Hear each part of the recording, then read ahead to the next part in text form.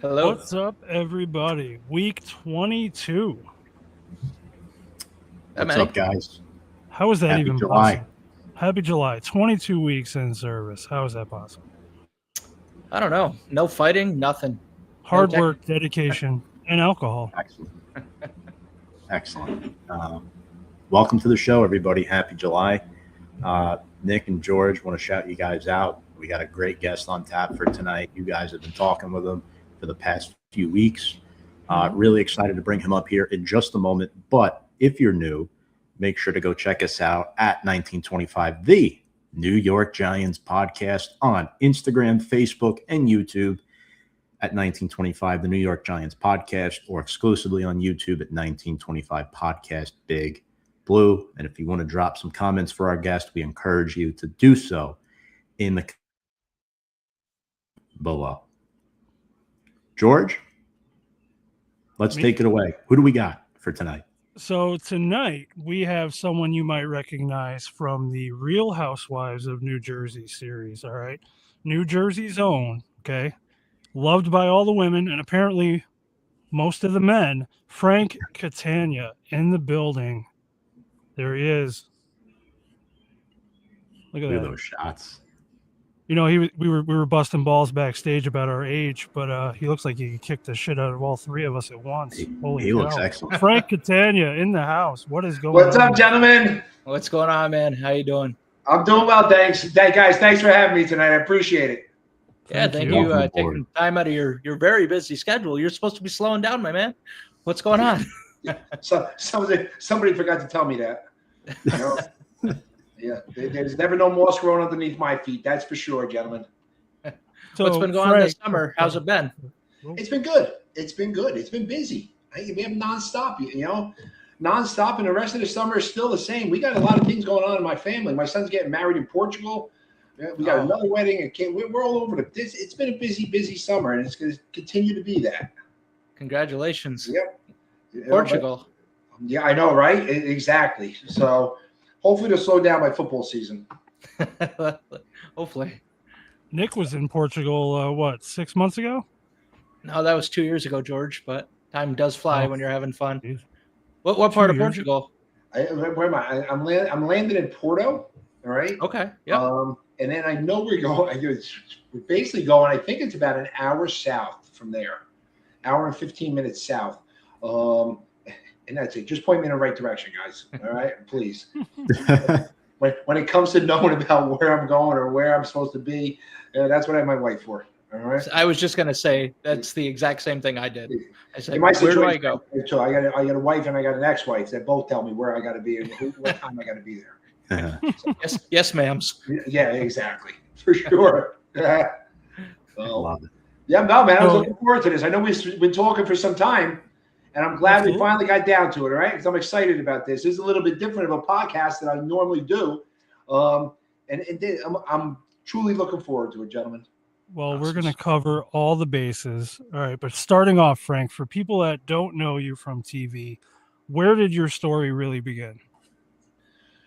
My TV story? No, just life in general, before the TV. Where does it all begin? I grew up in New Jersey, all right? Jersey boy, guys. As much as sometimes I may not admit it, a Guido through and through.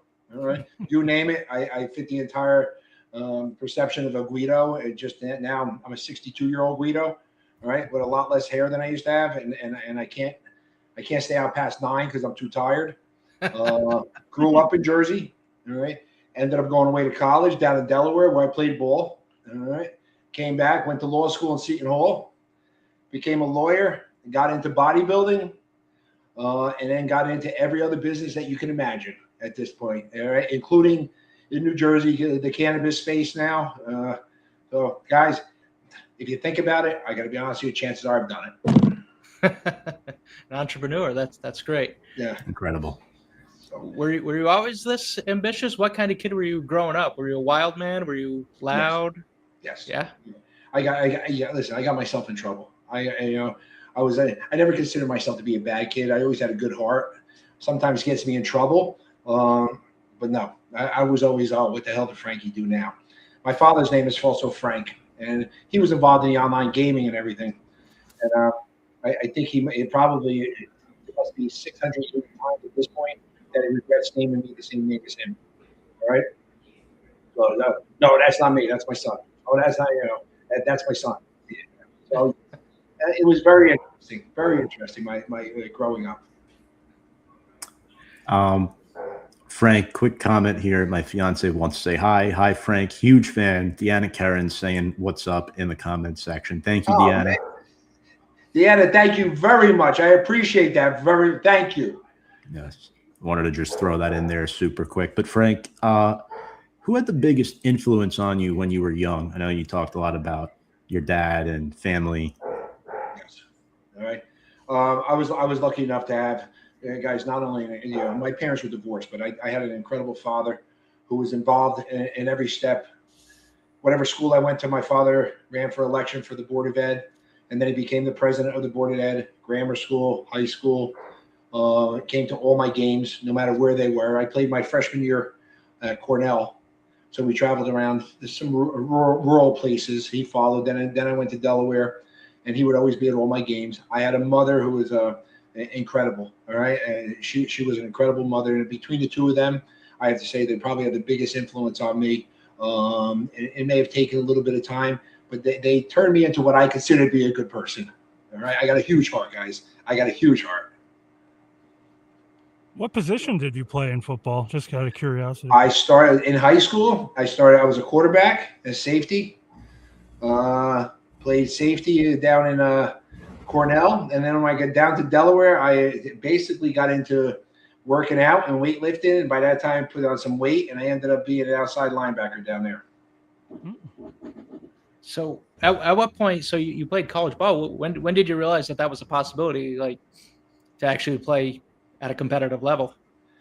Listen, I wanted to be a veterinarian coming out of high school. All right, I worked for a veterinarian. That was it. And it wasn't. I was smart, but I wasn't exactly Cornell smart. And my father pulled every string he could to get me into Cornell. So I went up to Cornell, best veterinary school in the country at the time. And with the Ivies, you're not allowed to. You can only play freshman. All right, no matter how good you are, you cannot step up. All right, at that time, I'm not sure how it is now. And I enjoyed it. But other than that, guys, when I tell you, listen, I fit in like a whore in church, all right, up there. All right? I'm not going to lie. So it just wasn't for me. I left there, went down to Delaware, and I fit in much better down there. Let's just say that. Well, it's a small area too, right? What do they call it? Is it College Town or what? No, that's Ithaca. That's Ithaca up there. Ithaca, we got but down in Delaware is great. Delaware is great. You know, the problem is up in Cornell, guys. The cold up here is not the cold here. It's cold. It's cold. All right, and I'm not a cold weather person. Just put it all together with the study and you name it, and it ended up. That was it. Time to go. Absolutely, Frank. What did football teach you that still applies to your life today? Do you miss playing it ever? I ended up bypassing my senior year. All right, down in Delaware. Stupidest mistake I ever made because I got into bodybuilding. All right, I was weight training for football. I got into bodybuilding, and that's one of my biggest regrets. All right, is not playing my senior year down there because I would have probably got some more playing time, than before. Because back then you still had the red shirt. All right, you still had the red shirt back then, so I missed the season down there. But the discipline, the competitiveness. All right, I try to carry that throughout life, all together. All right, I've always been competitive. I don't care whether it's playing cards, playing checkers, whatever it is. You know it, guys. All right, I want to win. I wasn't big back then, so yes, and I used to tackle with my head quite often. So I ended up on the flat board with my head strapped to the board many a times. But it just gives you guys. It just come on. That competitive nature, you take that and you take it into real life with you. All right, and it's made me successful. It's also, listen, I've had my ups, I've had my downs, but I love that competitiveness. But I also like the team sport, guys. I do like the team sport. I love being part of a team, and I still try to be that. Whether it's not a football team or a baseball team now, it's just I consider my group of friends to be a team. And I rely upon them. They're there to hold you up. And so sports basically at a young age had a big influence on me throughout the rest of my life, for sure. Yeah, those foundational values of teamwork were set. Speaking of those teammates, back then, how would they describe Frank Catania on the field? I wasn't that big, but I was all over the place, and I would hit you guys. I would try to hit you as hard as I can. But at the same time, I'm one of those people, because when I play safety, those receivers going down the sideline all the time, they're looking for the ball. You know they don't see you coming. And then you wallop, boom, you knock them out of bounds. Then I feel bad. And I'm one of those guys who goes over and helps them up. You know, and that goes throughout life. I've had fights, you know, where I've gotten beat up, where I've beat up people, where, oh my God, you go over and help them up, because then I feel bad. You know? So, yeah,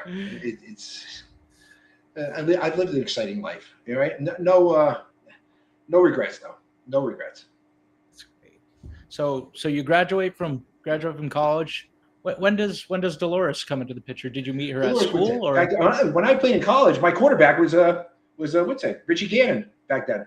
Oh, no shit. Right? No kidding. He was my quarterback at Delaware for 3 years. So yeah, Dolores came into my life after I came home. I had just become an attorney, and I was at a retirement dinner for a judge. And believe it or not, Dolores and her mother were there waitressing. And I met her, and when I tell you, Dolores was one of the coolest chicks, because she was like one of the dudes. She was like a guy, all right? She was like hanging out with a guy, you know? And then at that point, I became an attorney, all right?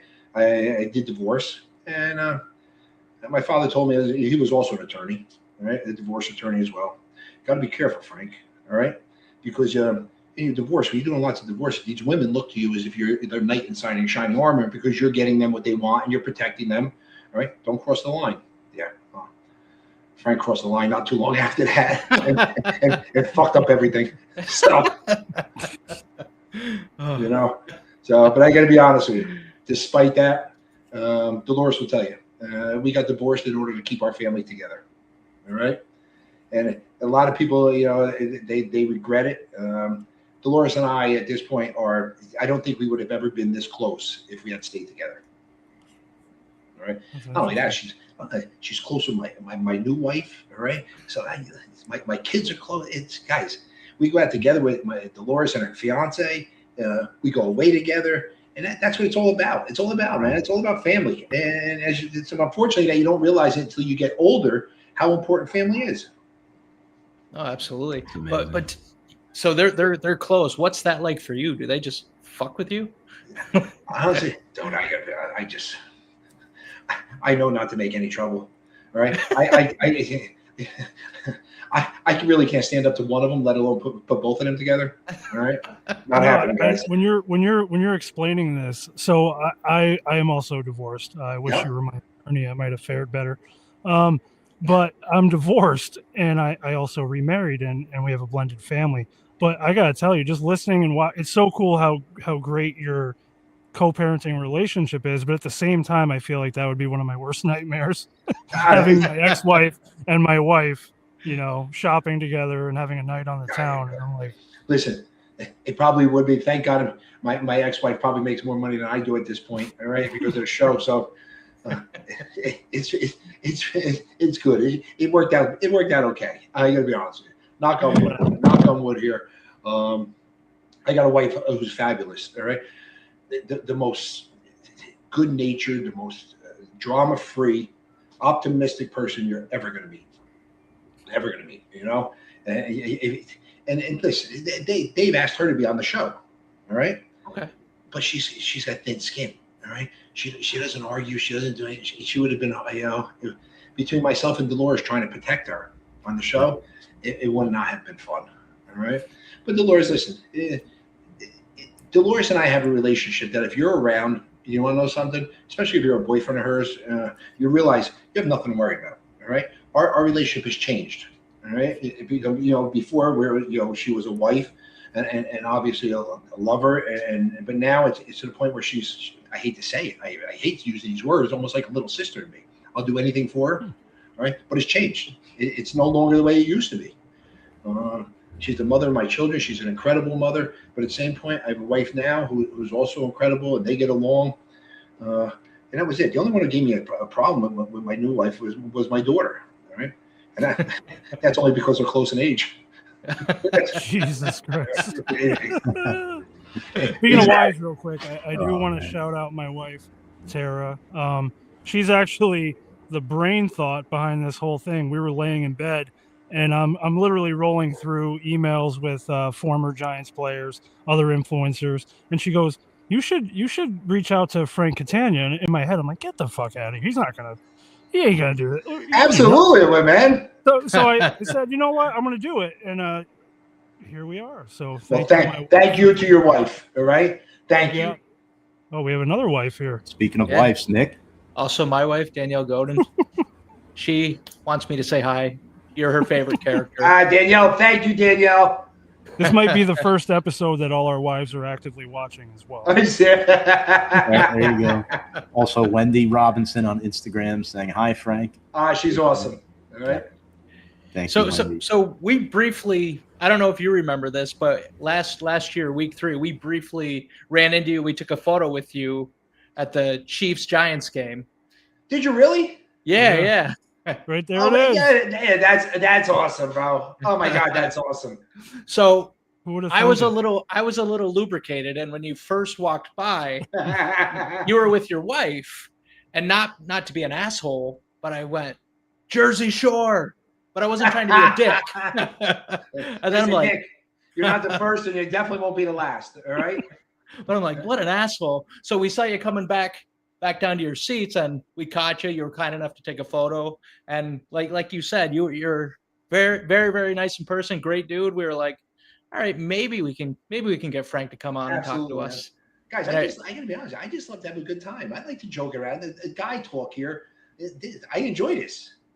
Yeah, no, for sure. Absolutely. Listen, this could all be gone. This could all be gone tomorrow. And I'm not gonna say why, but maybe I've come to the end of my road because some people are worried about me. But that's it. I enjoy it. I have no regrets whatsoever. It was a great time. It was a great time. It opened up a whole different avenue in my life, which I absolutely never thought I was going down. And it's good. I have no complaints about it. The thing about everybody, when you're on a reality show, you have to assume, which I did, thank God, they're going to know everything about you. They're going to know everything about you. All right. Listen, and I got arrested. All right. I got disbarred. So I might as well just put it out there initially because it's going to come out. All right. And that's it. And one good thing about, which I think is why people do like me is, guys, I own everything. I don't try to hide it. All right. Yeah, I did that. Yeah, I did. All right. I was stupid. I was young. I think I ran out of excuses why I do things. But what are you gonna do? It is what it is, guys. Right. Frank, what was life like back when there weren't cameras? Before cameras, before the fame. What was things like back then for you? It was always. I'm the oldest in my family. I have a sister. All right, who's younger than me. So I didn't have older brothers, just to clear the path for me. But I always did make a splash, guys. All right. Believe it or not, I was Mr. New Jersey in 1987. All right. So back in the club scene days, when you go out, everybody did know you. All right. Everybody knew who you were. And I competed after that as well. And bodybuilding became a way of my life. All right. Because I own gyms. I own Powerhouse gyms. I own Gold's gyms. Some large gyms.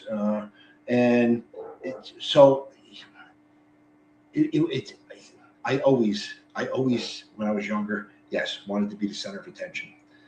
But guys, after the show now, I just want to be left. You do. My wife will tell you. All right. Everybody thinks, oh my God, you guys are so crazy on the show. You're drinking. You must be fun to be out. Guys, I'm the boringest person you're going to meet. I'm not gonna lie to you. All right. Seriously, I'm fucking boring. All right. Whatever we do, we better do it by 9:30 because I'm going to the fucking bed. So I can't remember the last time that we've either been at a party or a wedding to the end. All right. Because like they said, when I was younger, we snuck out of the house to go to parties. Now I sneak out of the parties to go back to the house. All right. Yeah. I know it's wild. I remember being 20, 21, fucking starting starting drinking at like 8, and you're still going at like 10, 11, and then you're getting ready to go to the bars by like midnight. Now, if I'm out past 10, I'm like, what are we doing? What happened? Give me a ride home. Listen, I'm giving away my age, obviously, here, but I was last year in New Jersey where we were able to drink at 18 years old. So by the time I'm 22, 23 years old, guys, I was burnt out already. To be honest with you, by the time I was 21, I was burnt out from the Epstein also.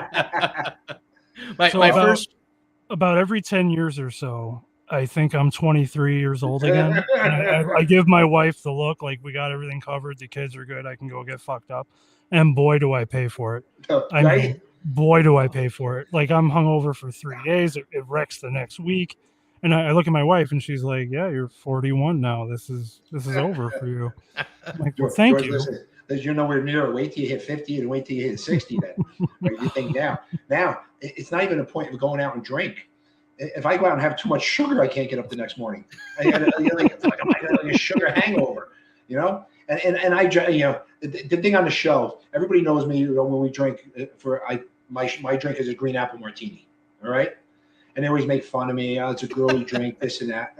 Guys, look at this. I got fat sausage Italian fingers. All right. So holding that martini glass, I say, you can say whatever you want, bro. There's no way it looks girly. All right. But the next morning, like you said, you get a sugar high. Oh, yeah. That's sugar, a sugar hangover mixed with an alcohol. Yeah. Oh my fucking God. It's a nightmare. Yes. So, Frank, going back to when you became a father, how did that change you in real time? Oh my God, guys! My kids, not my son, my daughter. All right, my daughter's the oldest. She's 30 now. My son's 27. All right. When my daughter was born, I mean, guys, I'll even get sentimental now, 30 years later. I caught a lot of shit in the show because my daughter calls me by my first name most of the time. You want to know something?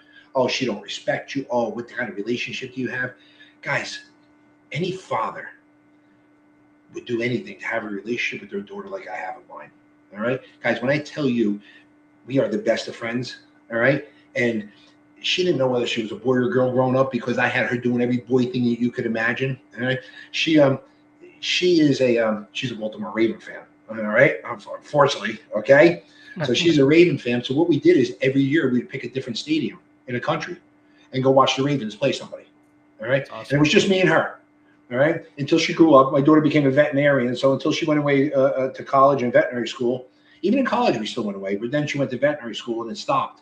But guys, it just changed me. It changed me to the point where, you know, it just calmed down to have somebody that relies upon you for their life. I said, wow. All right. But then I got divorced. And that the kids were a little bit older. That went out the fucking window, guys. And I just went back on another rampage. All right. To my daughter, who's a little bit older at that point, he said, Dad, really? Come on, man. Stop. Yeah. So you mentioned you originally wanted to be a vet, and then your daughter seemed to follow in your footsteps. Yes. You guys seem to be very similar. Would you consider yourself, you and Frank Jr., are you very similar too? What bond do you have there? Where I both of my children have traits for me. All right. My daughter, sentimental wise, is more like my wife. All right. My daughter's tough. Guys, when I tell you she's tough, she will not be sympathetic unless you're an animal. You got 4 legs. All right. She is not. At the age of 14, when we owned these gyms, I had her into the MMA. And we had her with the Gracie Jiu-Jitsu. I had her taking Muay Thai. I had her striking. I had a guy come in from Russia for wrestling, just takedowns. So my daughter at one point was honestly lethal. And we would spar. She's got me maybe 16, 17 years old at the point. And she's got me in a chokehold. I don't want to tap out. I don't want to be a pussy at this point. He's about to pull that man card real quick. Yeah, you know, bro. Exactly. I'm like, I'm fucking hungry. Let's go. That's because I couldn't breathe anymore. It's not that I was hungry. All right. But my daughter, I gotta be honest with you, both my kids are a portion of Dolores and I. All right. Yeah. For sure. All right. There's only one person in this world that Dolores and I are afraid of. All right. Neither one of us is afraid of anything. Okay. And it's my daughter. All right. It's my daughter. She can be tough. She can be tough, but she's awesome. Listen, yeah, I'm not going to say the word.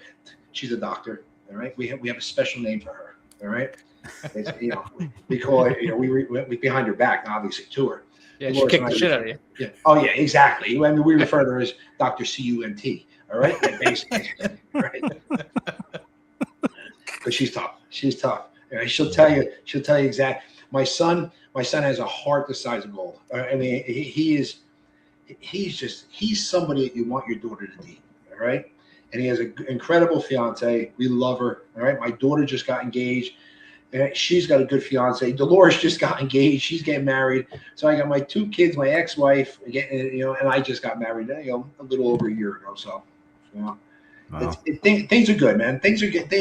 Listen, we go through our rough patches financially. Sometimes things are rough, but it makes you realize what's important. What's important. I wake up, my kids are healthy. Come on, man. I got no reason to complain about anything. Oh man, that's all that matters. If you're surrounded by people, the people you love. Yes. At 100%, 100%. It goes without say, guys. Without say. And listen, I still live, somewhat of a wild life. I just do it between the hours. The morning time gets earlier and earlier. I do it between 6 o'clock, and I make sure that whatever is done by 9 o'clock at the latest. Yeah, banker's hours. Right. That's okay. Listen, I got a wife. All right, my wife's 36 years old. All right, beautiful, incredible woman, but I think she's really a 55-year-old stuck inside of 30. Dude, I'll be off this podcast, guys. I'm not kidding you. At 9 o'clock, I'll go upstairs. I'm lucky if she's still awake. All right, she's sleeping. So she says to me, oh my God. She says to me, everybody said date an older man, they're more mature. She goes, you are the most fucking immature boyfriend I've ever had in my life. All right, seriously. She goes, who a 55-year-old? Seriously, farts in bed and pulls the covers up still. All right. I believe that's called a Dutch oven. And it is exactly right. That's just love, man. That's love. No. If you can't share that with your loved one, who can you share it with? So, but it's good, man. It's good. Our lives are they're not boring, but they're definitely not as crazy as they used to be. Speaking of crazy, Frank, we know you got a lot going on. You also got into real estate. Yes. That became a big part of your life. How did that start up for you? I got to be honest with you. Real estate made it possible for us to have some of the nicer things in life. Okay. I was an attorney, and I used to represent banks for the foreclosures, and I did a lot of real estate, and that's what I specialized in, real estate. And as a result of that and some connections I made, we started out with foreclosures. All right. And then we started doing foreclosures. And guys, over a period of time, we probably did 400 foreclosures. All right. Where we buy them, rehab them, sell them, where we keep them. Then we got into apartment buildings. Then we got into new construction. And to this day, I love that. I got to be honest. I love it. I still do it now. I am the happiest when I am sitting in an excavator or I'm sitting in a machine, operating machine, guys. That's what I love. All right. I don't know what I went to school to become an attorney for, because I can't be stuck behind a desk. I can't be with a suit on.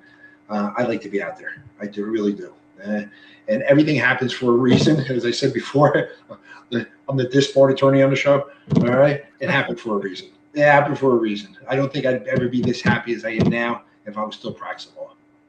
One thing I got to say about the reality TV husbands, if you motherfuckers could stop renovating shit, I would greatly appreciate it, because we'll be in bed and you fucking guys who can make anything are just doing these grand bathrooms, grand kitchens, all sorts of shit. My wife's looking at me like, that's what I want you to do, and I'm like, well, here's the thing, I don't own said equipment. I'm not particularly and if I was to pay somebody, this would be 180 grand, which we also don't have at the moment. So sorry, I'm not Frank Catania renovating the whole house, which was beautiful, by the way. George, listen, it may look great from your end, but if you talk to my wife, you talk to my ex-wife, you ever hear about the shoemaker's wife? All right, she's the last one to ever get her shoes fixed. All right, so if you see me renovating something, that there's been a long line before that of arguing and bitching and moaning and getting yelled at, all right, and everything else. So we do it, but usually it's our own stuff that always takes last place. So how did the Real Housewives of New Jersey start? Like how did they find you? Like were you just picked out of a hat? Probably not. But Nope. were you just? They were the same. What's interesting about it, starting off, is I didn't have a wife on the show. Right? I didn't have a wife. I didn't have a girlfriend on the show.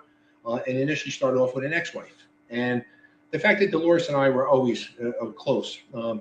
When they first started the Real Housewives of New Jersey, all right, there was a group of women in Franklin Lakes, which they were basically making the nucleus of New Jersey. And Dolores was part of that group. And they had asked her to start from the beginning. And Dolores, again, because we were close, came to me, talked to me about it, and she made her own decision, and she said no, because our kids were very young still. Okay. They came back, I believe it was 5 or 6 seasons later, all right? Dolores, and the reason I think they came back to Dolores is Dolores made many, many cameos on the show during that first 6, 7 seasons, because she was friends. She was truly friends with all the women on the show.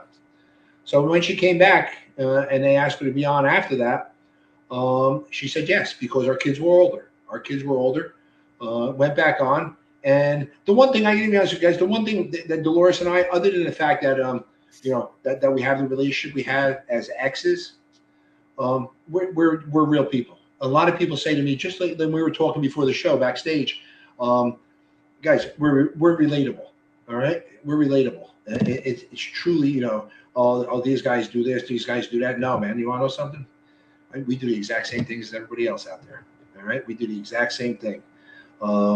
So we got into it, and it just, the first 2 guys, I can be honest with you, listen, like you were saying, hey, my wife loves you. Guys, it was not always like that. The first 3 seasons I was on the show, all right, I'm like, wow, this is a rough crowd. All right. They fucking like me for nothing. They didn't like me. Whatever. I think it just broke through where I wasn't a troublemaker. I never screamed or yelled on a show. I never started a fight on a show. And I was always the peacemaker, trying to make peace. All right. But at the same time, I would hold your hand to the fire. All right. I would hold your hand to the fire. And the popularity grew as a result of it. And as time went on, Dolores was on the show with a prior boyfriend who she was with. I built their house. And it just so happened that he became one of my best friends. They broke up, but me and him were still best friends. All right. And what's even worse about it is he's an ordained minister, other than being an incredible doctor. He's the one that married me and my wife. This is my ex-wife's ex-boyfriend. And now Dolores is engaged to another individual, Paulie, who, listen, Paulie and I had a rough start because Paulie didn't understand mine and Dolores' relationship. All right. And I can understand. All right. Paulie's an alpha male. He's a man's man. And he came around and he had an issue with it. And it caused a problem between Dolores and I. And as time went on, we started spending time together with the entire family. And Paulie and I, at this point, I have to admit, we've become close. All right. He's a good guy. I consider him a friend, a very close friend. And he's part of my family now. All right. Extended family, him and his boys. So the show has really created relationships for us, which will be lifelong relationships. All right. For sure. But I know that's a winded answer as to how I got into it. All right. Yeah. If you notice, guys, I go off on tangents all the time. Oh, that's cool, man. I'm Italian. All right. You can see me in my hands. Yeah, talking my hands too. Yeah. All right. Yeah, nothing wrong with that. Did you ever expect the husbands to be such a big part of the show, though? I mean, Never. Guys, it just morphed into something because of Joe Gorga, all right, who's half the size of me. how tall is Joe Gorga? Was that? How tall or how short is Joe Gorga? It all depends who you ask. All right. I'll say 5'2". Joe will tell you 6 feet. All right. That's fair. But it's all, you know what it is? The guys at one point, guys, and the reason I think that people enjoyed watching us is because we never got involved in the wife's drama, right? They can be throwing knives and plates at one another over here, and we can be sitting over here having shots. Yeah, you guys are playing poker, taking shots. Exactly right. It, all right? And that's what we did. And we were like just a bunch of immature old men, all right? That's what we were. We enjoyed it. But Joe Gorga, whether he's 5'2" or 6 feet, which is not, all right? The guy, he can drink, all right? Not only can he drink, but Joe's a hardworking dude, man. I'm not gonna lie to you. Joe's a fucking hardworking guy. He's up at 5:30 every single day. He can be drinking the night before, And Dolores would say to me when we're going to these parties, "Don't let Joe get you drunk again." I said, not fucking happening. Not happening. Dude, 3 hours later, I'm throwing up in the bushes. All right. And and we just started having fun. You know, we had the one scene where down the Jersey Shore with the entire cash trip where Bill Aiden, he's a doctor, a plastic surgeon, and we're carrying him in the house because we got him so drunk on a fishing trip, you know? But then, guys, come on, man. Life's too short, you know? I don't care. You know, some people can say, "Oh, you guys are embarrassing." Stop. I could care less what you think. All right? It's my life. I'm not hurting anyone. I'm enjoying myself. And the guy above could pull a trigger tomorrow. So I don't ever want to say woulda, coulda, shoulda. So when the women are in the kitchen throwing shit at each other and calling each other names and shit. All right, now, so you guys are in the living room and, you know, you're playing cards or you're talking. When you guys are on your ride home, are the wives mad at you guys that you didn't, like, take the same stance against the other woman? Does that ever happen where, like, you know, you could have said something or whatever. Does it ever work that way, or they leave you be? Not so much with me, all right? Because it was Dolores, I mean, she handles herself, believe me. Right. Yes, but I can tell you right now, I know for sure. A handful of the other men who, yes. All right. It even became a scene. I know Jennifer Aiden, all right, who's crazy. Jennifer Aiden is crazy in a good way. All right. She is. You know, she would holler at Bill for not sticking up, you know, but Bill's so laid back. He's so laid back. You name it. And it's funny to see everybody else. There was one time I got yelled at. We had a cast party at somebody's house, and they had somebody there making the food. They were making the mozzarella, all right?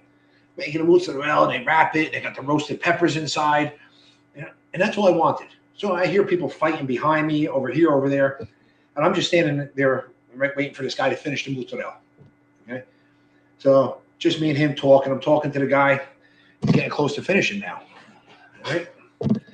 I got my plate there. I'm first in line. I hear some arguing in the back. Oh, shit. Joe Gorga gets in an argument with Dolores. I'm ignoring it because, man, my eyes are on this mozzarella. You ever have warm mozzarella? Oh, it melts in your mouth. It's just, all right. I'm sitting there. Hey, listen, Frank, let's fucking go. We're out of here. I'm like, bro, it's 5 minutes away. I've been waiting a half an hour here like a jerk off. I said, seriously? All right. Let's fucking go now. I'm like, Lord, please, now. That's all shit. Dude, I got no mozzarella. I got in the back of the car. Don't ever make me wait like that. I was pissed. We got to get the fuck out of here. I said, oh, man. Other than that, that's about the worst I've ever got yelled at. You know? Did you ever get to go back and have some? No, I never got it, man. I got to be honest with you. No, I didn't. All That's right? fucking horseshit. Yeah, thank you, bro. For sure. But no, other than that, but I've seen the other guys. You know, I've seen the other guys get hollered at a lot. All right. I'm sure. Yeah. You didn't defend me back there. Oh, you know it, bro. And them saying that's nice. All right, it gets a lot worse than that. Yeah. It's interesting. I got to be honest, it really is interesting. You know, everybody thinks it's scripted. All right, guys, it is so far from scripted. You know, and they would say to myself, do they really hate each other that much? You know, when Joe had a problem with Teresa, and I said, unfortunately, yeah, they do. All right. And they don't, it's not scripted, but what they do is they put you in, they put you in a situation where, quite honestly, Stevie Wonder could see what the result's going to be. All right. And we all know where it's going to go. Wow. Frank, what surprised you the most about reality TV, and what's one thing fans don't understand about filming? The one thing they don't understand, in my opinion, is that it's what you see, especially with the guys. It's real. All right. It's real. We fly by the cuff of our pants on that because, guys, as shit goes on, no, it was never scripted. We never said, hey, let's do this. All right. People say, listen, Joe's busting my balls one time. You know, I always say from the years of prolonged steroid juice, my balls ain't exactly the size of fucking, you know, an orange. Okay, so we went to Nashville and he bought me this thing that hangs around your neck. It's like a strap on or something. All right, so he cut the the penis part off and he gave it to me, and now I got balls around me. And now you got a set of balls, all right? Bro, that was never scripted, all right? Joe just decided on the way there to stop and pick it up. So the one thing that people don't understand is I don't know about the other franchises, guys, but our franchise is not scripted. They do put you in situations where you almost know exactly what the outcome is going to be, and unfortunately, that's what happens. You know, right? Here's a bunch of women, and here's free shots. None of them get along. You know, What's going to happen? And talk about this. Okay, we know exactly that. That's like throwing a grenade into the middle of the mix. But the last season, if you notice, we had a hiatus. We had a hiatus for a while because our last season that aired, guys, it was so toxic. There were women who wouldn't be in the room with other women. It was so toxic to the point. And I got to be honest. Our scenes that we filmed, I didn't even watch it when it came on. All right, I don't want to relive it again. You know, so I'm not exactly how sure this season's going with the filming. All right, I try to stay away from it a little bit. So we shall see.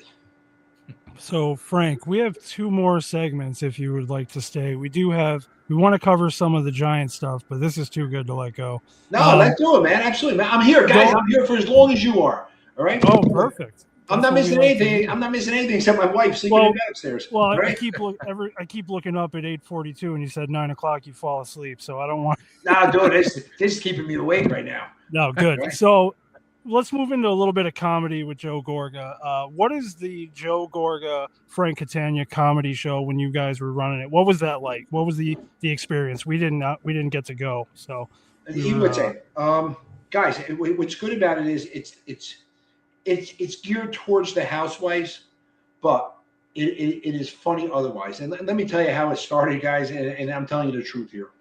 I look at Joe Gorga's Instagram in the morning. All right.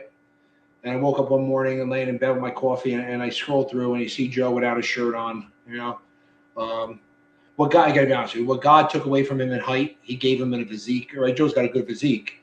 It's just, a similar physique that I had when I was 12 years old. All right.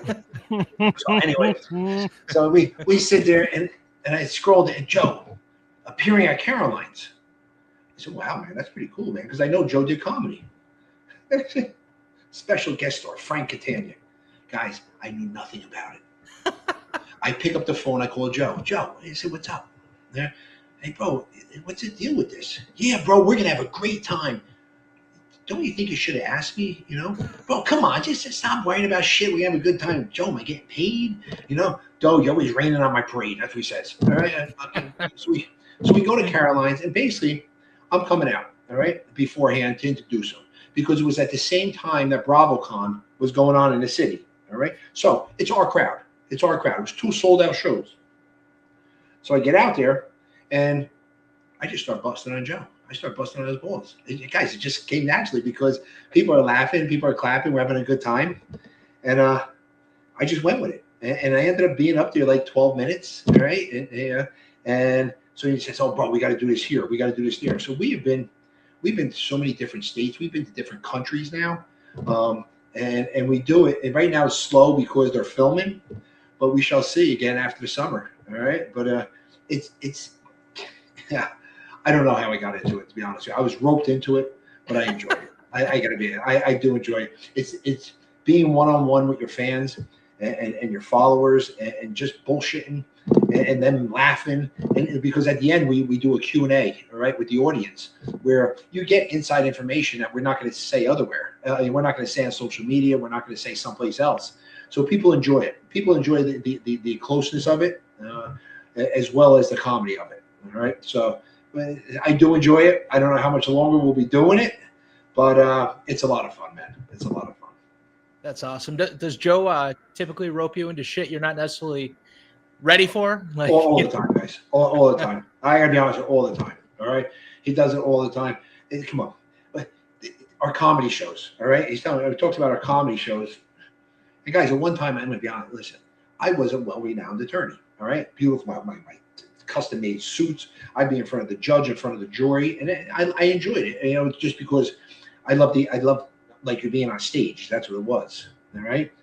And now we're doing videos for our shows, our comedy shows. You know, we're in the side of the New York Thruway, okay, and I'm pushing Joe Gorga in a fucking wheelbarrow on the side of the Thruway, all right, where he's holding, all right, he's sitting there eating chicken and throwing it back to me to eat, all right.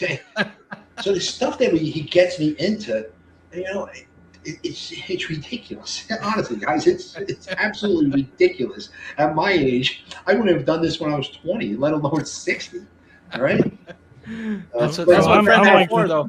I'm There's the Joe nothing. Gorga of the There's show. nothing that will embarrass me, guys. Honestly, I don't get embarrassed. All right. So you want to enjoy it. I don't care if somebody thinks it's immature, somebody thinks it's stupid. So No. you want to some guys? I'm having a good time.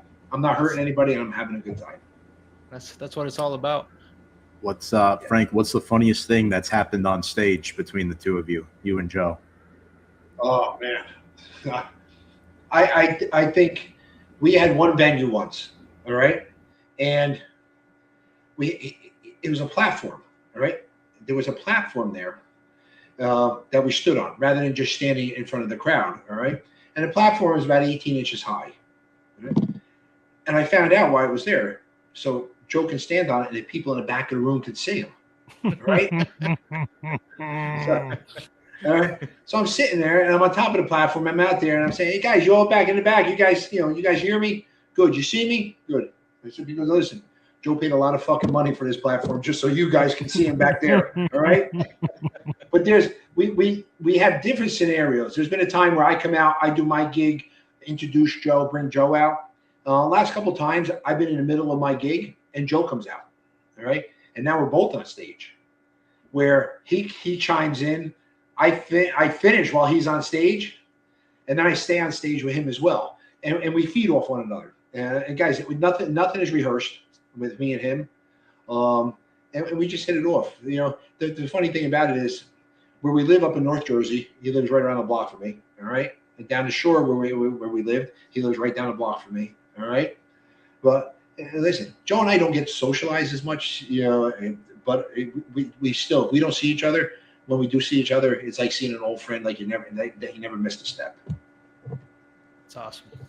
So if you guys took that show on the road, and let's say it was a world tour, who would get in more trouble, you or Joe? Ooh, good question, huh? Yeah, no, man. Listen, I don't mean trouble like trouble. I mean like who would live the life a little more? All right, listen, him. All right, he would. All right, because I'm okay after the show, you know, having fun, going home, going to sleep. All right, Joe will drink. But the thing about it is, what you may not see is Joe is scared shit of his wife. Okay, guy's scared shit of her. I don't care what he says. He'll tell you about Tarzan, release the poison, everything else. No, man. All right, Joe Gorga is afraid of Melissa.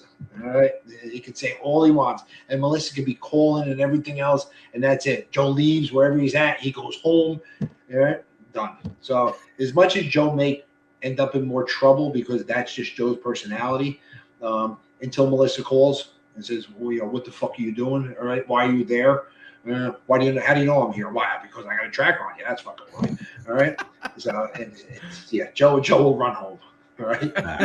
Nice. Does he tell you why, though, or is he like, oh man, I gotta go? go? No, he knows I know. He knows I know. All right. There's a lot of shows where the four of us, Melissa and Brittany, come with us. So we drive. Sometimes we drive a couple hours to where we're going, and it's become quite quiet. All right, in the car. And I found out why, because one time we're going up and Melissa's telling us about how, you know, this about that about Joe, she think Joe might be cheating, all right, which Joe never will, all right. But as soon as we got to the venue and I'm up on stage, I basically just brought up to the audience our whole conversation in the car, all right. So you say it in the car, guys, I'm gonna tell you right now, you know I'm gonna use it, all right. I'm gonna use it that night. So now we drive and nobody says a word. That's amazing. Frank, is comedy something that you want to become a bigger part of your life going forward? No.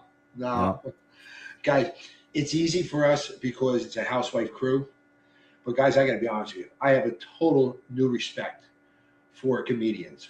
Having to come up with a new gig, all right, every so often, come up with something new and keeping people laughing and interesting. Guys, God bless them. God bless them, man. You know, I got it easy, because my crowd is geared towards one particular thing. But these comedians who you can keep us laughing time after time after time with new gigs. And no, I honestly no. I'd be afraid. To.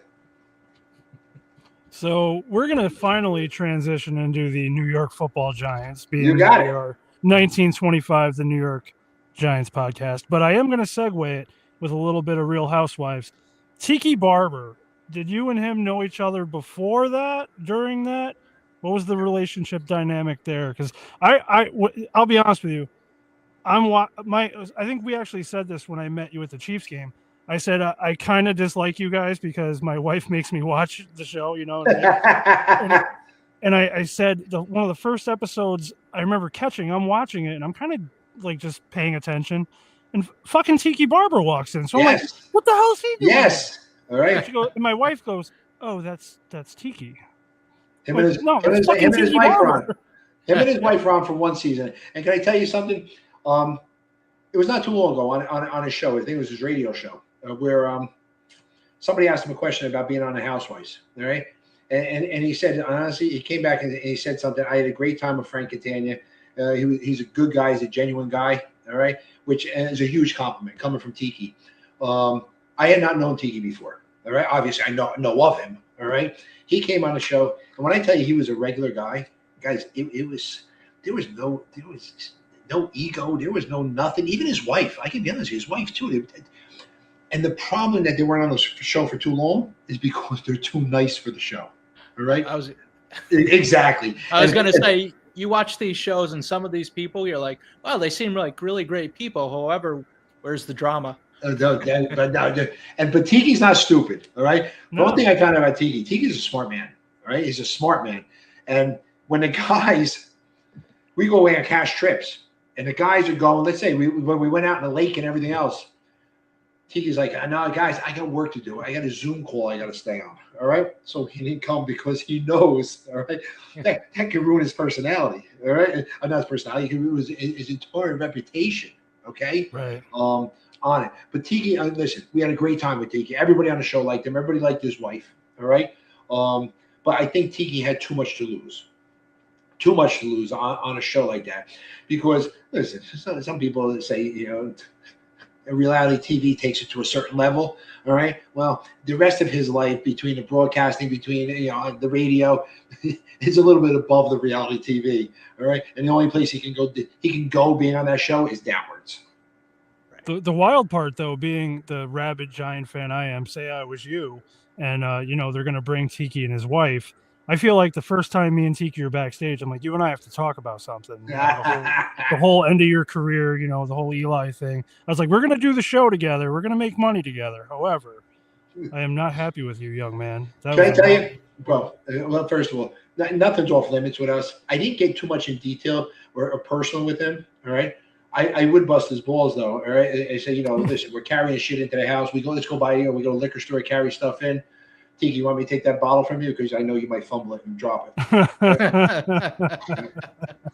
But he took bro. Yeah, I might tell you, he took nothing personal. He took nothing personal, man. I don't, guys. I gotta be honest with you. I don't have one bad thing to say about Tiki or his wife. They were great. Yeah. He's a pro. Great, he's definitely a pro. If I saw him now, honestly, bro, I'd hug him, and I most likely I would assume he would hug me back. We only had good times. All right. There was never an issue between us. I can be honest with you, Tiki really didn't have an issue with anybody. And I think that's one part of the reason why, he was smart enough to exit the show before it caused too many issues. All right. That's great. So growing up as a Giants fan, how did that start? Where your father get you into it? Friends? Listen, obviously it's a local team. All right. Guys, way back when I'm growing up, all right, I was a Redskin fan. I don't know why I was a Redskin fan. All right. But then starting as I got a little bit older and towards the end of high school, I started at that point and became a Giant fan, and it became intertwined. All right. Because I was in the gym space and came across many of the Giants at that time. A lot of people from back in the '86 team.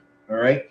Because a lot of the people, a lot of the players lived in North Jersey. All right. Mm-hmm. And they would be lifting at the same gym I was in. first person I met way back when. I don't know if you remember. Remember Lamar Leachman, the defensive line coach? All right. Oh, yeah. Guy's passed away. He passed away a while ago, but great guy. He's hysterical. All right. So next thing you know, coming in would be Jim Burt. All right. And so Jim's in there. And listen, let me put it this way. All right. Me and Jim, there's no love lost right now between me and Jim. Okay. We've almost got fisticuffs many a times, but we met. All right. Because Jim will come in, and Jim's a nose guard in there, and he would do ridiculous squats. Okay. And we started working out. And he hated the fact that I was anywhere near him, all right, with strength wise, all right, and it would piss him off, you know. But I seen Jim one time. Some guy's busting his balls in the gym, all right. Within seconds, I see Jim's got this guy on the ground, on his back, with his foot on his throat, all right. That was it. I was like, oh, fuck that, man. I ain't pushing this too far, all right. But no. So anyway, I ended up becoming a Giants fan then, and it was easy to become a Giants fan then because, listen, they're winning Super Bowls, all right, 86 and 90. You know, it was easy, all right. I still look back. I got to be honest, the linebacking core that they had between the four of them back then. I don't think there's ever been a better linebacking core, in you know, at one time on any team, all right. No. So anyway. Started watching, and then guys, I started falling off. All right, can I tell you? It's a stupid reason why I fell off. All right, because they had built a new stadium. We started going to the games, and at that time I had seats up in the third tier. Guys, I'm not gonna lie. End of November, December, I'm freezing my ass off. Oh yeah. Right. And I look at my business partner who we got season tickets to it. I'm like, fuck this, bro. I said, I can't stand it. I said, I can't deal with this anymore.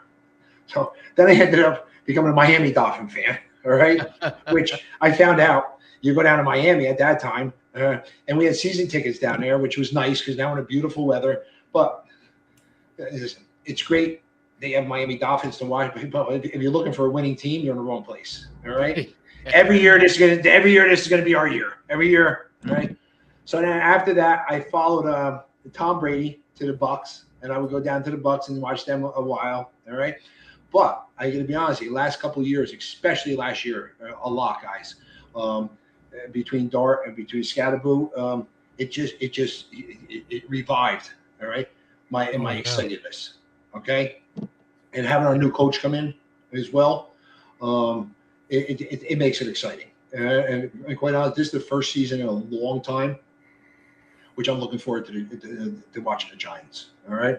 I don't know if you know what's in. A very, very good friend of mine. He runs Big Blue Travel. All right. Michael Martucci. I don't know if you know. All right. But he's the one who I usually go to the games with all the time. And he always has a huge tailgate party. And it's always Otis Anderson is there. You know, you always have somebody coming by. And I love bullshitting with them. All right. So yeah, I've become full circle, and I'm back in New Jersey. That's awesome, man. So to me, there's nothing better. Well, time out. We have to go to Jim Burt for a second. Oh, so you brought up fisticuffs with Jim Burt, right? We didn't get entirely. We were across the table from one another. All right, at depositions. All right, and at the time, listen, in my off season, guys, when I bodybuild, in my off season, I would be 300 pounds. All right, a behemoth. And Jim had to be at the time 260. All right, and I was probably like 280 or something. All right.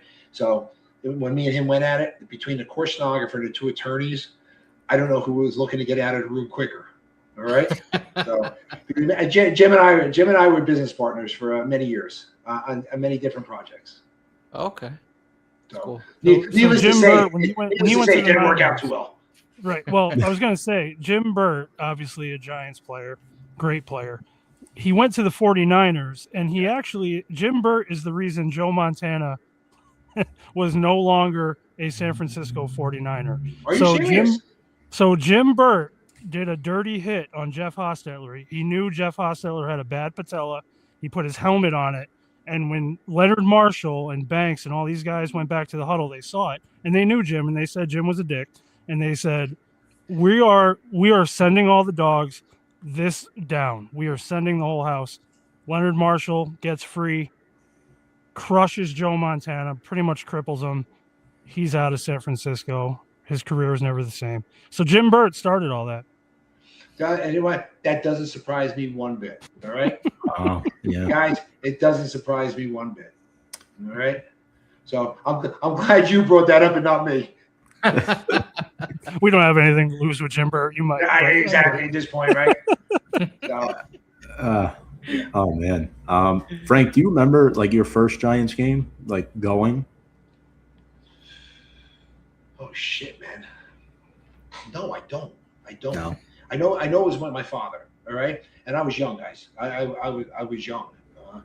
I'm trying to think my first one. No, I don't. Like that's embarrassing. Wow. old memory, like an older memory, maybe. Old memory. How about just an old mind? I can't remember. Nah. All right. But no, man. Wow. Worries, yeah. Wow. I'm gonna ask my father tomorrow. I'm gonna ask my father. Now you got me thinking for sure. He remember. I guarantee you, he remembers. Yes, 100% he will. 100%. So, for sure. So, who is your all-time favorite New York Football Giant?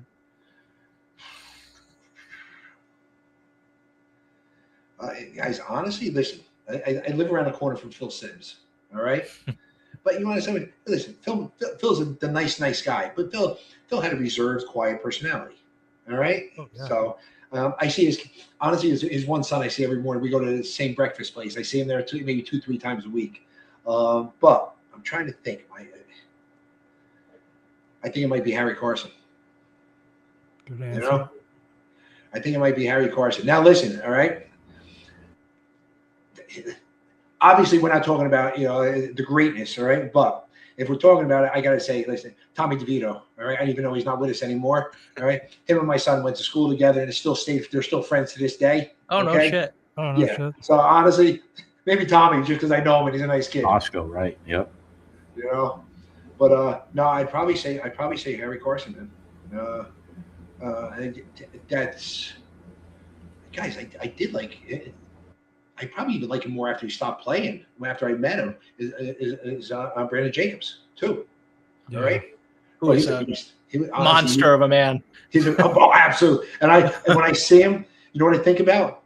What the fuck was it like tackling him? I know. You're All right, bro. Right? 6'4", 270. Like, what dude, exactly. Right. So We just saw him last month. He looks like he can play today. yes, he's he in does. phenomenal shape still. 100%. Yeah, 100%. But listen, obviously, one of my who I truly believe is one of the top 5 players ever is LT. All right, I still believe LT. Bro, he created that edge position. All right, back then it wasn't called edge. All right, but that's exactly what it's become now. Mm-hmm. And he was doing that back then, and he still did it better than anybody else. So. Absolutely. You mentioned tailgating with your buddy. Do you have any wild stories from when you were tailgating out there? Does it get... I might want to keep those quiet, all right? So security doesn't keep an eye on us when we're in the parking lot this year. Yeah. That's fair. We have listen. It's all in fun. It's all in fun. It's all in jest. All right, and that's it. Michael takes me to the game many times. He's got great seats. All right. Honestly, he's the row behind the Mariners. All right. Not in the box. All right. Down by the field. And guys, you know what it is? A lot of people say all the time, the best seat for a football game is on your couch watching it. All right. But it's just not the excitement, man. Nah, it's not the excitement. All right. Those are people that don't go to games. Right. And my wife's a Cowboy fan. Okay. Oh. Yeah, exactly. Not only is she a Cowboy fan, but when we go to the games, she's got to dress up like a Dallas Cowboy cheerleader. All right. I was like, dude, you're really gonna fucking get me in a fight here. All right. So yeah, but wow. But honestly, I basically become full circle. I was always a Tom Brady fan, and that's why I ended up going down to Tampa because it was warm weather. All right. Again, it's a shame that I picked my football team based upon the weather as you get older. Right. See, I've been to a game down in Florida, and it's too fucking hot. There is yes. A lot of times, you got to be in a stadium under where you're not hit by the sun. All right. We went to Tampa. I don't know if you ever watched the Tampa's games, and every time they score, they got the cannon in the end zone, and the one end zone that goes off. And we had seats about 4 rows in front of that, and I didn't tell my wife. All right, and they scored. You just had to see her. She felt she almost shit herself. All right. But guys, last year really rejuvenated me. All right, Right. Between Dart, between Scatterboo's just an animal. All right. And I was like, wow, man, this is exciting again. This is exciting. Who's your favorite on this current team? On the current team, and probably Yeah. Cam. Probably Cam. Cam. All right. I do like I like your two edges. All right. I like Burns. All right. I still can't pronounce the other edges name. How do you pronounce his name? Theoro or whatever. Thibodeau. Thibodeau. Kayvon Thibodeau. Kate, that's my dude. People shit on him all the time, but that's my man. I gotta be honest with you, man. Why do you shit on him? Bro, he's in the he's a first round pick. He's an early first round pick. His rookie year was pretty good. He kind of made some steps backwards, had some injury stuff. Yes. In my opinion, he was a little smaller, a little faster in his rookie campaign, and ever since he's gotten bigger. And I've seen Nick, that. Nick, if you remember, he used to do the LT move where he would almost drop in coverage and then run around the other side of the tailback and get him from the opposite side. He did that play quite a few times his rookie year. He's much stronger now. He's playing a more of a true, almost like a defensive end kind of position. He's playing down, and I think that just made him a little slower. And they drafted Abdul Carter. They got Arvell Reese. They have other guys that are kind of hungry for the spot, plus a few injuries.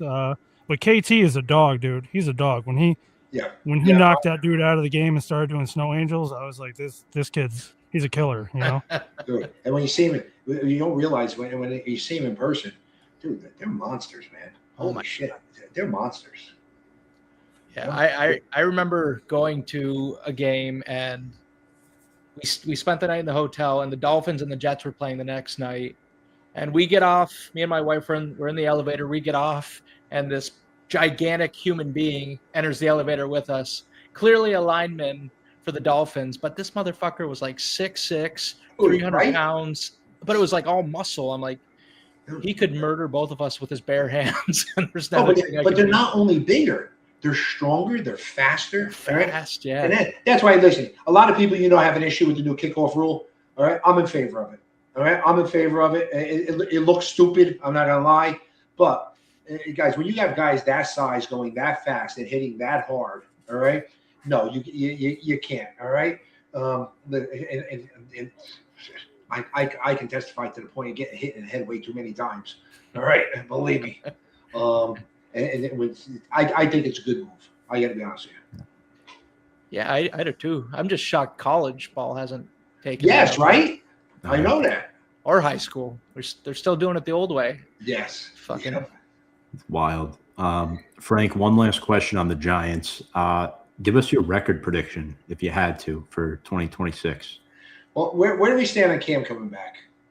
Is he going to be back? Do we know for He's sure? Back, yeah. That motherfucker was doing backflips and hitting home runs and cartwheels. He was doing shit I couldn't do on my best day when I was 22. He's right? good to go. But no, he's going to be back for the season, beginning of the season? Yeah. Neighbors probably won't be, but Scatterboo will be back. Neighbors is not honestly looking good in my opinion. And Malik is honestly, listen, guys, I'm embarrassed to say that I really where did he come from in college? Was that LSU? LSU, yep. Right? Right? Yep. I remember seeing him down there, and guys, he's a stud. He's a stud. Oh my God, right? yeah. And I believe this year, I think Dart is going to have a lot more confidence than he did previously. And if Cam's going to be in, guys, I truly think that we can vie for it. All right. I don't know if we're going to be a 12-4 team, but I do think we're. I would be very happy, and I do believe that they can be a 10-6. All right. So let's. Is it still 16 games? Yeah, it's still 16. 17 weeks. It's 16 games, right? Yeah. So, that's all right. But the thing is, what I haven't seen much, and I really haven't followed the rest of our division as to what they picked up in the draft, what they've done during free agency. So I don't know who picked up some studs and who have lost some studs as well. Watching our team, I do believe that guys. It all depends how good everybody else is, but I do believe that we could be a 10-16, maybe 11-5. Yeah, no, I agree. It's the first time in a while where there's hope. And Dallas is weird. Dallas always looks good on paper, but they seem to fuck it up every year, thankfully. Washington, you don't really know. Philly's probably going to be the biggest competitor, in my opinion, and it's just a matter of what we can put together. Well, and guys, I do believe that you have one of the best coaches around. All right. Absolutely. But the thing is, because of what he created in Baltimore, all right, he created his own demise because he took that city to such an expectation for their football team, which was his doing, all right, that God forbid you slack off just a little bit, all right, and you're gone, all right. Mm-hmm. So it lucked out for us. So I had what's that? I live in Franklin Lakes, and my house is for sale here. So I get a call from a realtor. I'm like, hey, the new coach is looking for a house. I think he's going to be coming to look at your house this weekend. All right. I'm like, fucking, are you serious? Get the fuck out of here. Yeah, so I'm like, oh, cool. All right. That's fucking coach from some high school football team somewhere. All right. Oh, no shit. I'm waiting to see, John Harbaugh walk in. I was like, where are you? Ironically, though, Brian Dable this week just closed on his house sale in Franklin Lakes. He finally got rid of his house, $5.5 million. Let me ask you a question. Now the rumor is here that Harbaugh bought his house, which I found the buyer is undisclosed. I tried to look into that because I thought about that. I said, I wonder if Harbaugh said, "Listen, motherfucker." That's what amongst. I'm in real estate. I'm pretty entrenched in real estate, and right now my house is for sale as well. But no, I heard that it may have been John that bought the house. I was like, come on. He's gonna buy a house, from somebody who he took over for. Yeah, he took your fucking job. Now I take your house. Exactly. You want to leave your wife and kids too? I was gonna say, why don't you just take his wife there, John? Fucking savage. Holy Jesus shit. Christ, John, leave some for the rest of us. So, I have one more question for you. Yes, sir. I'm an old school diner guy. I love greasy spoon diners, late night diners, early morning diners, anytime diners. What is your favorite diner in New Jersey? My favorite diner used to be in Wayne, New Jersey. All right. They just changed it. They redid it. They changed the name. All right. But I would probably say at this time, because they changed, all right, probably the TikTok diner. Yeah, that's what Leonard Marshall said. He said we should check out the TikTok. Yeah, exactly. And guys, let me tell you what we did is my son went to Sacred Heart, all right, up in Connecticut. All right. Mm-hmm. And quite honestly, a quick story, I'll make it quick, is my son had already chosen a different school. But the network was, at that time, said to us, listen, we want to film you guys going to do a college visit. And my son's religious. So next thing we know, we go to Sacred Heart. We go to Sacred Heart up there. It just so happens that the president, as well as his wife, were from North Newark, New Jersey. That's where they came from. Loved the show. So next thing you know, my son's up there. They're treating him like God. All right. And they got a beautiful chapel up there. And you name it. As a freshman, they're giving him a single room by himself. All right. But most importantly, this is the president there. He's building a diner right in the center of the university. JP's. Right. Right. I went there. I went there. Yeah. Right. Exactly. So, But guys, I just said this with my friends the other day. We're finding more and more diners. Guys are going out of business in Jersey. They're falling by the wayside, and we're known for our diners. All right. Yeah. I mean, all the time somebody asks, is it Taylor ham or is it pork roll? And then where do you get? That's a diner. Disco Fries, a diner in Jersey. That's exactly that was my growing up. So. Wow. They are dropping off one by one. Yeah. My favorite is the Coach House over by the stadium. They closed. What? They closed down. Bro, I'm sorry. I went to Riverside Square over there. All right. And I said, no, this can't be. Then I drove by again the other day when I was passing it. It was still not a car in the parking lot. Dude, you believe after all that time? Right now, you're talking about the Coach House on Route 4, right? Yeah. Yes. It's closed. You believe it? And I think it's Hackensack. Is that still Hackensack? Yes. Hey, Frank, can we do this again? And can we just lie to him and tell him it's still open? Okay. You want to know something? The Coach House is my favorite diner as well. I'm going to tell you something. You should go there. They got a great fucking chocolate shake. Thank you. All right. I don't know how many. We used to hit the Coach House up after seemingly 30 or 40 Giants losses, New York Yankee playoff losses. That place just sopped up all my sorrow. I would just sit there and blow $100 and leave at 4 a.m, just fat and worthless because my team let me down. But that's right. That's on your way back to Queens, isn't it? All right. Well, I would actually go that way through like Morristown to go back on 87 upstate New York. But yeah. Okay, so you're going back the other way. Okay. All right. Yeah. So I'm just trying to make sure I'm thinking about the right one. The Coach House on Route 4 in Hackensack, right there. Yeah. Yeah, right. It used to be right next to what's the Hooters. Hooters was right next door. Yeah, you're right. Right. Mhm. Yeah. Mhm. Oh my God. Sorry for this. Listen, man. Sorry about the Minor bad news. business. I just fucking ruined your night. Yeah. Sorry. Well, every time I go back to Queens, it's fucking different. Yes. Like the shit I saw 2 years ago is closed. Tom tells me, yeah, that's Don't closed. tell me This is about it. closed. I still live here for some reason, so I used to spend every Easter in Queens. My uncle lives in Queens, and I remember being there, and I remember the airport with the planes flying above. LaGuardia, yeah. That's where yeah. I grew up. Yeah, that's right next to where I grew up. Exactly. I was in Jackson Heights. Every holiday we go to racetrack. I think was it Aqueduct or was Aqueduct. it That closed too. That closed. I heard that closed too, and I remember. That goes to show Queens you is closing. what a good influence my uncle was on us. On Easter, we'd be at the track. The whole family. No. Listen, that was the grandfather way growing up. If he didn't take you to the OCB and teach you how to lose half a paycheck, he wasn't doing it right. Exactly right. Wow. Yes. Oh wow, man! See that we got a lot more in common than you think. Yeah. Oh yeah, of course, man. So, And we didn't even get into freestyle music. If you wanted to talk about, dude, you're kidding me, right? I'm Mr. Freestyle.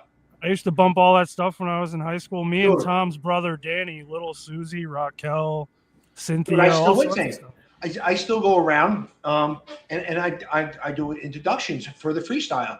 And the big one is every year at the Hard Rock down in Atlantic City. All right, this will be my 4th year down there, guys. Last year they had a calendar down there, a lineup. It was 4.5 hours, and TKA closes every show. Out of control, bro. You would think that these guys are like 25 years old. All right, and it just went on and on. And you know what? I'll continue my phone. My God, I can't believe you're a freestyle. There you go, man. No, Shit. we grew up on that KTU University. Dude, I might have to listen, we might have to keep in touch, bro, because honestly, I'll get you 2 tickets free on me since I fucking ruined your night with the Coach House. All right? All right? If you want to come down to Atlantic City for that. Absolutely. All right? It's November, I think, November 14th or 17th, something like that. Every year they have it down here. It's the best lineup. All right? The best lineup. Oh, yeah. Absolutely. Forgotten musical genre. Nick is scratching his head because he's from further up in New York. He has no idea about freestyle music. Oh, come on, man. All right? You'll have to enlighten me. The godmother of freestyle, Judy Torres. It's like dancing and a little bit of, it's kind of like Guido music, bumping in the car, going down to Astoria Park with the music blaring, chasing the skirts, all that. Tom, let me tell you something, Tom. And I'm going to say, you talk about the show and everything else. This is the popularity of these shows. All right, we go to these freestyle. All right, first of all, first freestyle that we go to. All right, my wife at the time was maybe 30 years old. All right, and I said to her, "Listen, when we get there, I said we can't sit together." And she's like, "Why?" I said, "Anybody 35 or younger has to sit, in a certain area. It's like a kiddie area. All right." She's like, "You serious?" She goes, "Are you serious?" I'm like, "No, I'm not fucking serious." All right, so. Anyway, we go in, and next thing you know, they bring you backstage. And dude, you got these freestyle, all of them. You're talking about George Lamont. You're talking about Judy Torres. Guys, they're asking to take pictures with me, right? I was like, are you kidding me? I said, I want a picture with you, man. I said, I grew up fucking listening to you, the Cover Girls. Listen, one of my best is Trinier. I'm a Trinier fan, and I'm Sweet Sensation. That's my two. Yeah, I'm more of like Little Susie, Cynthia, Cynthia. Johnny O. Yeah. But the one of the guys I grew up with, I was a younger kid, but he was a house DJ, house music. So he was always spinning records in the city, and he's the one that put me onto all that stuff. And then by the time I got a little older, you couldn't go through Astoria, Queens in the summer without hearing freestyle music bumping up and down the street. Nope. It was kind of the vibe in the mid 90s, early 90s. You're 100% right. 100%. All right. As well as saying, listen, even in the Boogie Down Bronx, even got a little bit. They were freestyle as well. Yeah. So, oh yeah. Wow, man. I'm glad freestyle made the appearance. I was trying to figure out a way how to segue it, but yeah. The best is that when I first met Dolores, Judy Torres was just becoming well known. All right, and guys, just so you know, Judy Torres is like the godmother of freestyle. Okay, and her songs are awesome. And Dolores, that she looked up to her no matter what. Now, fucking like Judy Torres will FaceTime Dolores to see how she's doing, what's going on, blah blah blah. And I'm like, wow, how things change, man. How things change. That's usually my house with my dogs.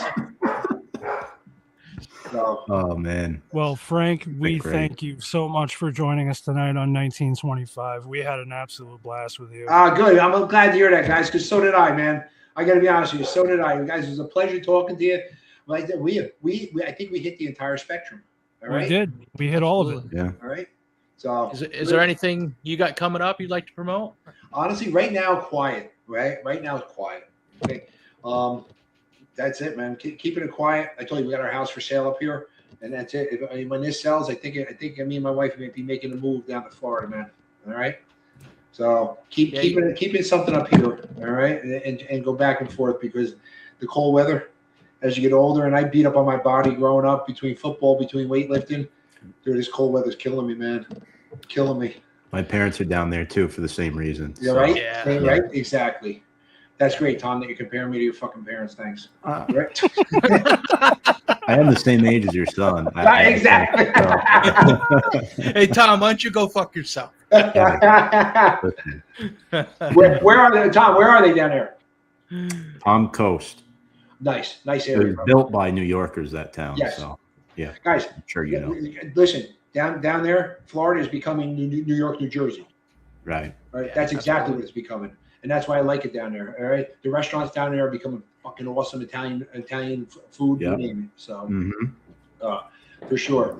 All right. Maybe next time, guys, we'll do the next one on down in Florida. All right. That sounds great. Yeah. Yeah. Absolutely. Sounds like a plan, Frank. So listen, I hope to see you guys at the games this year. We'll definitely, George, guys, we'll definitely keep in touch, please. All right. Yes. Yeah, absolutely. 100%. Thank you very much. Especially if you want to go down to the Hard Rock for the freestyle down there. Oh, man. absolutely. All right, you be my guest. I'll get you guys 2 tickets. You can sit with us up there. There's a group of us, about 10 of us.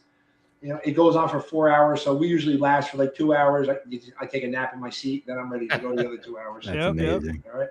So, guys, it's been a pleasure, man. All right, man. Thank you. Thanks, guys. Take care, Frank. Thank you. Take care, man. Frank Catania, everybody. Holy shit, that was great. Yeah, Frank the Tank. He was awesome, man. We talked about a lot of different shit there. Yeah. Sure. Life, values, football, fucking faded dance music that only a few of us still enjoy. The diner thing. The what? The diner thing that stemmed into Sacred Heart. Oh yeah, we just fucking went nuts there. Like I remember an episode of them moving his son in. His son or his daughter might have went there too. I forget. It was one of the kids years ago, and they showed it on the episode. I'm like, damn, pretty cool. I'm a little mad at my wife right now, though. Why's that? What? Because every week we've done 22 of these motherfuckers. Every week I'm like, can you watch? And I kind of want to I want like some critiques about the show. Like we're growing, you know what I mean? We're not professional fucking podcasters by any means. And she's like, oh yeah. And then she passes out. Oh yeah, passes out. She watches 3 minutes, a little bit past the intro. Tonight, she fucking put it on the television. She has it on the television. She's in bed and she's watching it not because of her husband. Okay. No, not because of me. Not because of the guy that, works his balls off to fucking help provide for this life for everybody. Because of Frank Catania and the Real Housewives of New Jersey. So, Frank, I thank you. You got my wife to watch an entire episode. Real quick before I get off my soapbox, if you notice, I've been wearing a Giants Nation hat. That crazy motherfucker has a 24-hour stream going on right now. Bobby Skinner does. He's been on for, at this point, probably 9 or 10 hours. He's going to do another 14. I'm not sure why he's doing it. There might be a fundraising angle, but holy fuck. I can barely do an hour and a half with 2 of my good friends. I don't know how he does 24 hours primarily by himself. But we got comments. We got the class. A lot of comments, by the way. Well, let's sorry, see what George. we got. I don't mean to. No. The people are more important than me. Well, we got 2 the big ones from our wives, fiancés, whatever you like to call them. Wendy has been commenting throughout the all show. Leo Scadaboo joined the show. Cam Scadaboo's dad. Check Shout this out, out. Leo. Craft Beer joined the show. Heel Mario. Kud Liamats, thank you. Oh, so you must be doing Instagram comments here. That New York kid. Are you doing Instagram comments? Yes. All right. We can't see them. Lindsay Zerla's Sports Flash. Thank you. Yep. Thank you, Lindsay. Yeah, thank you. Bianca, appreciate you. Oh, yeah. She won a free helmet. Residue included. Shane the Train. Appreciate you. Philly fan. Oh, fuck Philly. Everybody. Thank you. But thank you, Shane. Thank you, Shane. But fuck Todd Stewart. But by the way, after I thank you, I just want to let you know. Fuck Philly. Big Dom? Yes, Big Dom was in the chat. Good, Big Dom. If you haven't checked out Big Dom's content, great stuff. Check him out. Top notch. Thank you for the kind words, Lindsay. We appreciate that. Also, Lindsay. Lindsay's great. Oh, shout out Steve D. Stay away from what goes down in Fort Myers, Tom. I'm not Florida smart. So no, that's where the hurricane. Well, remember, but before Tampa, Fort Myers got slashed pretty bad. They had a lot of. So I'm pretty stupid. I think like all of Florida is Orlando because that's where I've been. Yes. So yes, I'll be going to I'll be going to St. Pete next week. Is St. Pete by Orlando? Yeah. Yeah. Is it by Orlando? Yeah, it is Orlando. No, just say yes. And that Then diner's still open. Nothing bad's happened tonight. Where Catania was. Oh, okay. Yeah, Fort Myers. Where's the part of Florida where people get maimed by alligators? Where's that? It's like Orlando. Everywhere. That's everywhere. Can you imagine working your whole life, you retire and buy a house, and then you're in your yard and an alligator rips you into two pieces? That's I feel like what would happen to me if I moved to Florida. Yes. And you're going to read in the obituary, he spent his whole life working in New York, moved down here to Florida, 3 days. He was unpacking his house. What a night. What a night is right. So looking forward now, we do have our next guest quasi-confirmed. We don't have a date yet. From the influencer world in our little Giants world. I'm not going to say who it is yet, but stay tuned for that. We also are still working on some other players. We have great networking friends in NR Media who are trying to find some guys to throw our way. We'll see what comes of that. Absolutely. And make sure to go follow us on social media, especially if you're watching for Frank tonight. Definitely have Frank back on at some point. So appreciate you. Liked his video. Give us a thumbs up, drop a comment, share it with a friend, maybe two. Love it. Maybe Love 3. Maybe 3. 4's too many. 4's too many. That's too much. Yeah. Keep it at 3. 3 is the number. 4 is too many. That's right. But 6 isn't enough. Can I leave now? Cheers. Go Big Blue. Have a good night, and guys. fuck Dallas. Fuck Dallas.